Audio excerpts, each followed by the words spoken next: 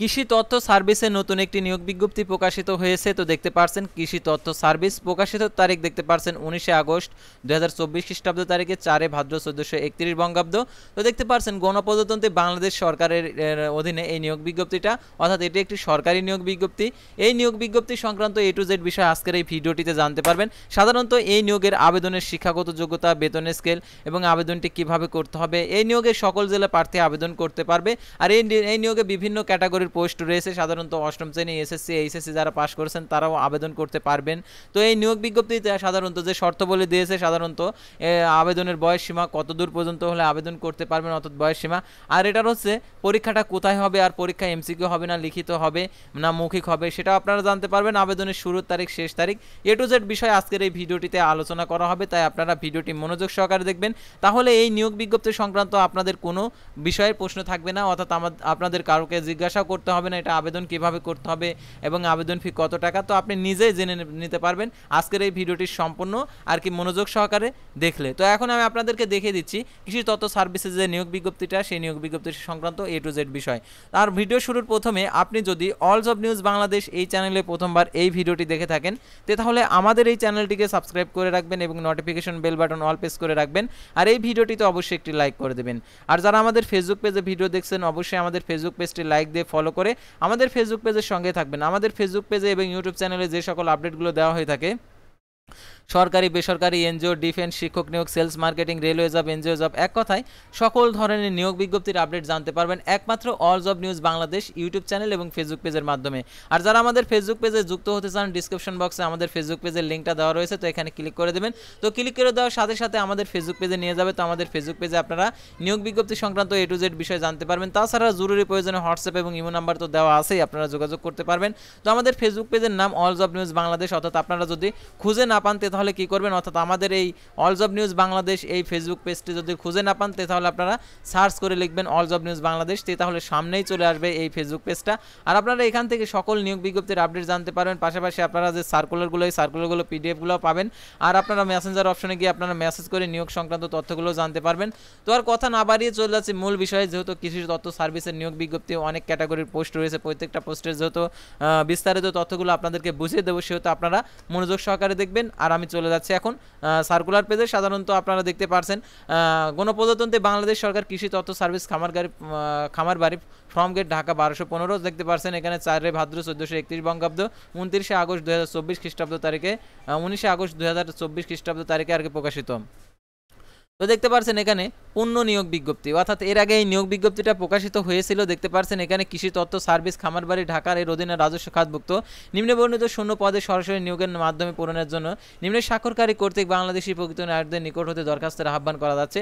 অর্থাৎ আপনি যদি বাংলাদেশি নাগরিক হয়ে থাকেন তাহলে অবশ্যই আপনি আবেদন করতে পারবেন। আর এটার জন্য অনলাইনে আবেদন করতে হবে। অনলাইন আবেদন করার জন্য যে ওয়েবসাইটটা ais.eltok.com.bd অথবা আপনারা www.ais.gov.bd ওয়েবসাইটে পূরণকৃত আবেদনপত্রের আহ্বান করা যাচ্ছে। অনলাইন ব্যতীত কোনো আবেদনপত্র গ্রহণ করা হবে না, অর্থাৎ আপনি যদি হাতে লিখে আবেদনটা পাঠিয়ে দেন তাহলে হবে না, এটা আপনাদেরকে অনলাইনে আবেদন করতে হবে। তো দেখতে পাচ্ছেন পদের নাম, বয়স, পদের সংখ্যা, শিক্ষাগত যোগ্যতা, যে সকল জেলা প্রার্থী আবেদন করতে পারবেন তো এখানে দেওয়া রয়েছে। প্রথমে দেখতে পাচ্ছেন 1 নম্বরে সহকারী সম্পাদক দেখতে পাচ্ছেন 11,300 টাকা থেকে 27,300 টাকা। 12তম গেট পদের সংখ্যা একটি 30 বছর। এটার জন্য দেখতে পাচ্ছেন স্নাতক সহ সাংবাদিকতা সম্পাদনের অভিজ্ঞতা সহ সাহিত্য পটভূমি সমৃদ্ধ হতে হবে, অর্থাৎ ব্যাচেলার ডিগ্রি থাকতে হবে। আর এটার জন্য সকল জেলা প্রার্থী আবেদন করতে পারবেন। তারপর দেখতে পাচ্ছেন কম্পোজিটর 9,300 টাকা থেকে 22,490 টাকা। এটা 30 বছর। পদের সংখ্যা একটি এইচএসসি পরীক্ষায় উত্তীর্ণ, যে কোনো খ্যাতি সম্পন্ন প্রেসে 2 বছরের অভিজ্ঞতা থাকতে হবে।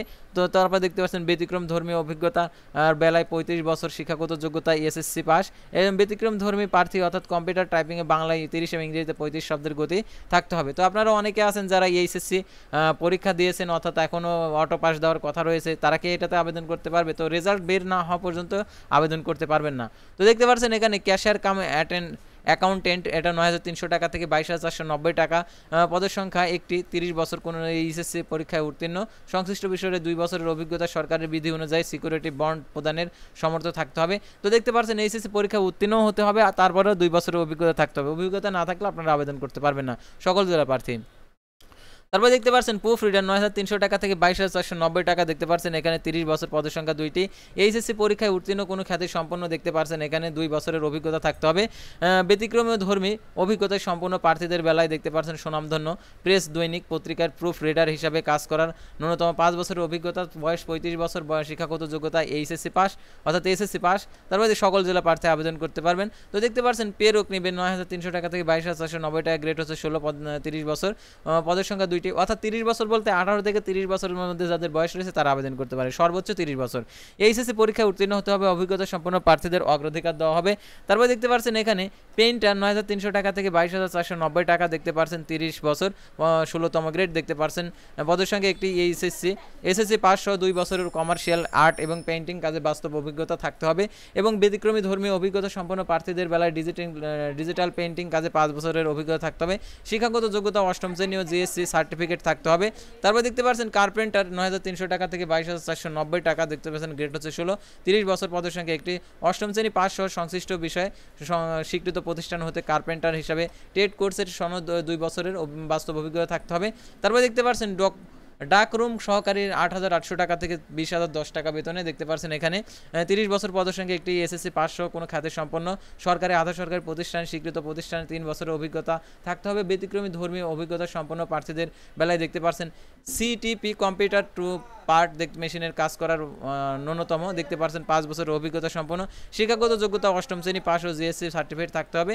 তো দেখতে পাচ্ছেন এই সকল পদের জন্য সকল জেলার প্রার্থী আবেদন করতে পারবে। দেখতে পাচ্ছেন এখানে সকল জেলার প্রার্থী আবেদন করতে পারবে। তো দেখতে পাচ্ছেন এখানে নিম্নবর্ণিত শর্তাবলী অর্থাৎ আবেদনের ফর্ম পূরণ ও পরীক্ষা অংশগ্রহণের ক্ষেত্রে অবশ্যই অনুসরণ করতে হবে। অর্থাৎ আপনি যদি আবেদন ফর্ম পূরণ করতে চান, আবেদন করতে চান, তাহলে অবশ্যই আপনাদেরকে এই শর্তগুলো প্রতিপালন করে আপনাদেরকে আবেদন ফর্মটা পূরণ করতে হবে। আর যদি আপনাদের এই শর্ত বহির্ভূত কাজ করে থাকেন তাহলে আপনার এই আবেদনটি বাতিল হয়ে যাবে। তো দেখতে পাচ্ছেন 4/6/2024 খ্রিস্টাব্দ তারিখে সাধারণ প্রার্থী ক্ষুদ্র নিগোষ্ঠীর ক্ষেত্রে 18 থেকে 30 বছর, তবে বীর মুক্তিযোদ্ধা, শহীদ বীর মুক্তিযোদ্ধা পুত্রকন্যার ক্ষেত্রে 18 থেকে 32 বছর, বয়স প্রমাণের ক্ষেত্রে অ্যাফিডেভিট গ্রহণযোগ্য নয়। সরকারি, আধা সরকারি, স্বশাসিত প্রতিষ্ঠানে কর্মরত অর্থাৎ সরকারি, আধা সরকারি, স্বশাসিত আপনারা চাকরি করছেন অর্থাৎ চাকরিরত প্রার্থীদেরকে অর্থাৎ আপনাদের ঊর্ধ্বতন যে কর্মকর্তা রয়েছে তার অবশ্যই অনুমতিপত্র আবেদনের আর কি মৌখিক পরীক্ষার সময় প্রদর্শন করতে হবে। আর ডিপার্টমেন্ট ক্যান্ডিডেট ঘরে টিক চিহ্ন দিতে হবে। তো দেখতে পাচ্ছেন সকল পদের জন্য লিখিত মৌখিক পরীক্ষা গ্রহণ করা হবে, অর্থাৎ সকল পদের জন্য তারা হচ্ছে লিখিত পরীক্ষা নেবে এবং মৌখিক পরীক্ষা আর কি গ্রহণ করতে হবে। বর্ণিত পদের লিখিত ও ব্যবহারিক প্রযোজ্য ক্ষেত্রে পরীক্ষায় উত্তীর্ণ প্রার্থীরা মৌখিক পরীক্ষার জন্য যোগ্য বিবেচিত হবে। মৌখিক পরীক্ষার সময় কাল সনদপত্রের মূল কপি প্রদর্শন করাতে হবে। অর্থাৎ আপনি যখন মৌখিক পরীক্ষা দিবেন, আপনি যে সকল ইনফরমেশনগুলো দিবেন সেই সকল ইনফরমেশনগুলোর একদম মূল কাগজপত্র দেখাইতে হবে। আর এটার জন্য যারা হচ্ছে মুক্তিযোদ্ধা পুত্রকন্যা রয়েছেন তাদের ক্ষেত্রে মুক্তিযোদ্ধার সনদপত্র দেখাইতে হবে। আর লিখিত মৌখিক পরীক্ষার জন্য অংশগ্রহণ কোনো প্রকার ভাতা প্রদান করা হবে না, অর্থাৎ টিএডিএ। তো অনলাইন আবেদন পূরণ সংক্রান্ত নিয়মাবলী এখানে দেওয়া রয়েছে। পরীক্ষায় অংশগ্রহণ ইচ্ছুক ব্যক্তিগণকে দেখতে পাচ্ছেন eis.teletalk.com.bd ওয়েবসাইটে আবেদনপত্র পূরণ করতে পারবেন। আবেদনের সময়সীমা নিম্নরূপ। তো দেখতে পাচ্ছেন অনলাইন আবেদনপত্র ও পুরনো পরীক্ষার ফি জমাদানের শুরু তারিখ 22/8/2024 সকাল 10টা। অনলাইন আবেদনপত্র জমাদানের শেষ তারিখ 5/9/2024 বিকেল 5টা। উক্ত সীমার মধ্যে ইউজার আইডি প্রাপ্ত প্রার্থীগণ অনলাইন আবেদনপত্র সাবমিট করা হলে অবশ্যই আপনারা পরীক্ষার ফি জমা দিতে পারবেন। অর্থাৎ আবেদনপত্র দিয়ে সাবমিট করার পর একটি অ্যাপ্লিকেশন কপি পাবেন, সেই অ্যাপ্লিকেশন কপিতে একটি ইউজার আইডি দেওয়া থাকবে, সেই ইউজার আইডিতে ব্যবহার করে আপনাদেরকে টাকাটি প্রদান করতে হবে। এখন কত টাকা প্রদান করতে হবে সেটাও দেখিয়ে দিচ্ছি। আর আবেদন করার সময় আপনাদেরকে ছবি আর কি আপলোড করতে হবে, ছবি এবং সিগনেচার, অর্থাৎ আপনাদেরকে আপলোড করতে হবে ছবির সাইজ 300x300 পিক্সেল 100 কেবি আর স্বাক্ষরের সাইজ 300x80 পিক্সেল 60 কেবি হতে হবে।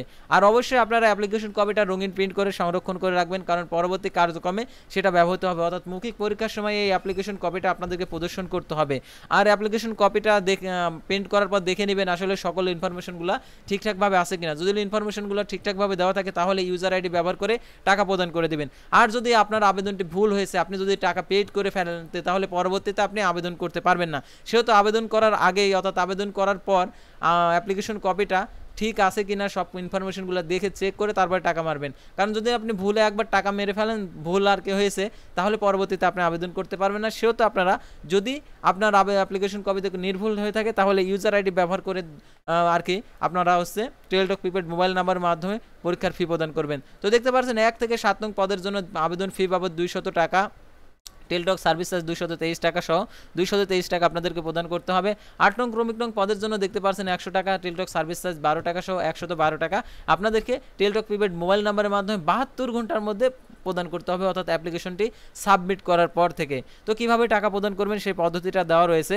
আর এই নিয়োগ বিজ্ঞপ্তিটার আপনারা অনেকে প্রশ্ন করবেন যে এটার পরীক্ষাটা কোথায় হবে। কৃষি তথ্য সার্ভিসের এই পরীক্ষাটা সম্ভবত এটা ঢাকাতে হবে, কোনো নিজ জেলায় কখনো এই নিয়োগ বিজ্ঞপ্তিটার পরীক্ষা হয় না। তো কৃষি তথ্য সার্ভিসের পরীক্ষাটা ঢাকাতে হবে, সেই অনুযায়ী আপনারা আবেদন করবেন। তো আশা করি আপনারা এই নিয়োগ বিজ্ঞপ্তি সংক্রান্ত A to Z বিষয় জানতে এবং বুঝতে পারছেন। তো পরবর্তী ভিডিওতে আবার নতুন বিষয় নিয়ে আপনাদের সামনে হাজির হবে। সে পর্যন্ত সবাই ভালো থাকবেন, সুস্থ থাকবেন এবং অল জব নিউজ বাংলাদেশ এই চ্যানেলের সঙ্গে থাকবেন। আর অবশ্যই আমাদের ফেসবুক পেজটি লাইক দিয়ে ফলো করে ইউটিউব চ্যানেলটি সাবস্ক্রাইব